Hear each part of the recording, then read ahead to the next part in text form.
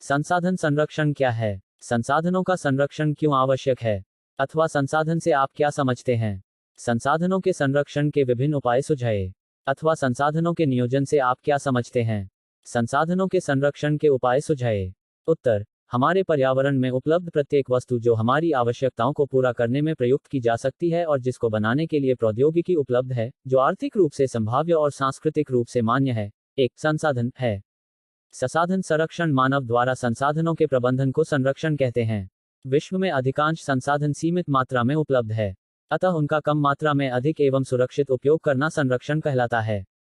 दूसरे शब्दों में, प्राकृतिक संसाधनों का कम से कम मात्रा में अधिकतम उपयोग ही संसाधन संरक्षण है।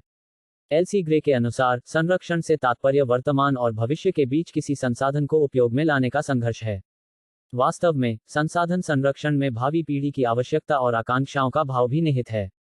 दूसरे शब्दों में, हम कह सकते हैं कि प्राकृतिक संसाधनों का न्यायसंगत और योजनाबद्ध उपयोग ही संरक्षण है। मानव ने अपनी स्वार्थपूर्ति के लिए अधिक और उनके संरक्षण की चिंता किए बिना उनका अंधाधुंध उपयोग किया है। इसके कुछ अपवाद भी हैं। कई समुदाय अपने निजी प्रयासों से पेड़ पौधों और पशुओं का अपने तरह से संरक्षण करने में जुटे हैं। उदाहरण के लिए राजस्थान में विश्नोई जाति के लोग पेड़ पौधों और पशुओं के संरक्षण के लिए कुछ सिद्धांतों का अनुसरण करते हैं। संसाधन हमारे पर्यावरण के अंग हैं। इनके सही उपयोग से ही पर्यावरण को बनाए रखा जा सकता है। संसाधनों के दुरुपयोग और आवश्यकता से अधिक उपयोग द्वारा पर्यावरण को बिगाड़ा जा सकता है।